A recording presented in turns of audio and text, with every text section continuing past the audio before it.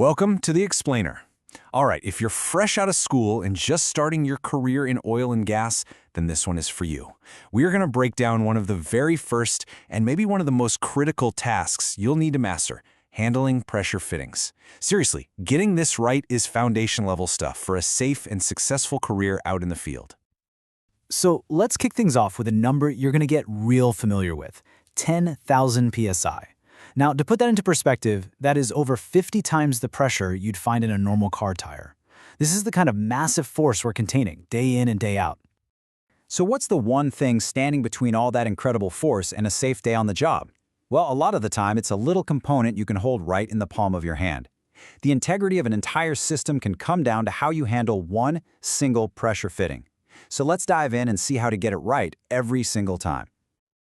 Here's our game plan.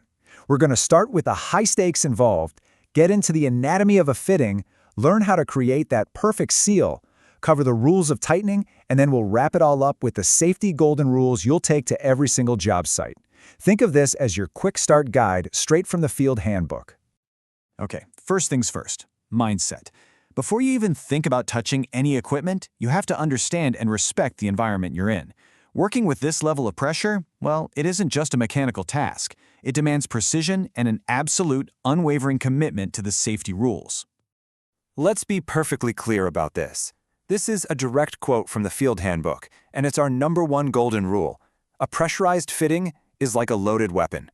You never touch it, you never loosen it, you never adjust it. Pressure has to be bled off safely through a designated valve.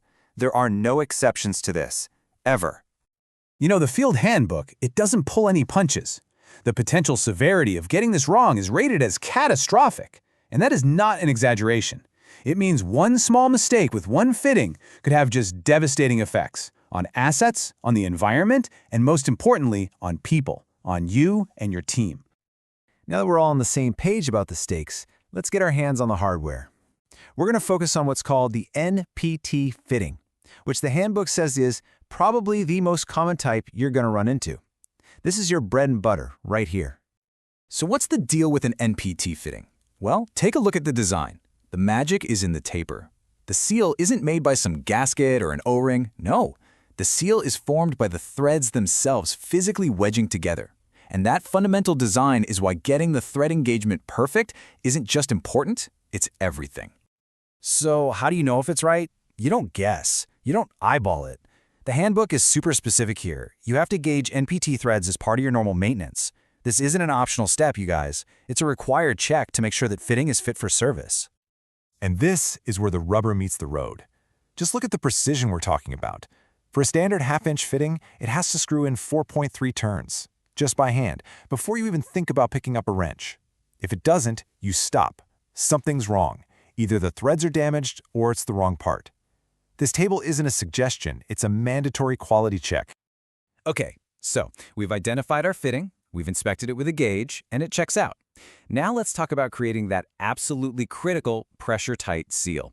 And this part is all about technique. Now, the steps for applying Teflon tape seem simple, but precision is key. Clean threads, non-negotiable. But look at step 4. This is where people mess up. Do not use more than 2 layers. It's so tempting to think, oh, more is better, right? But here, it's actually dangerous. Piling on tape can act like a lubricant, preventing those metal threads from properly wedging together and sealing, and that can create a really nasty hidden leak path. All right, this is the moment of truth.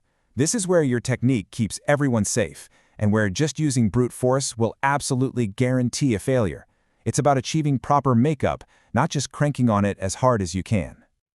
The handbook is crystal clear on this. You never, ever over-tighten a fitting to try and stop a leak.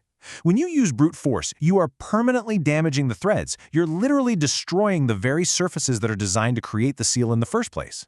A professional relies on correct makeup, not muscle. So if it's not about muscle, then what is it about? It's about following the procedure. Remember that table we just looked at? It gives us the exact formula. After you hit that specific hand-tight position for your fitting, the standard for full makeup is a certain number of additional turns with a wrench. For common sizes up to a ½ inch, we're talking another 2 3/4 to 3 full turns. See? It's a calculated procedure, not a guessing game. So let's wrap this all up. We're going to distill everything into the absolute must-know, non-negotiable rules that you are going to carry with you on every single job for the rest of your career. Burn these 5 rules into your brain. They are your shield out there. These are not just recommendations, they are your foundational safety principles. Never mix fitting types, even if they look the same. Always, always use a bleed valve. And please remember the golden rule of leaks. If it leaks, you replace it. Don't try to be a hero and fix it by over-tightening. You are only making the problem more dangerous. So, in the end, that little fitting right there in your hands, that's the final checkpoint. Containing 10,000 psi comes down to you. It's about your knowledge of the equipment, your skill in following the right procedure, and your professional discipline to pay attention to every single detail we've covered today. Get it right every single time, and you make sure you and your entire team go home safe.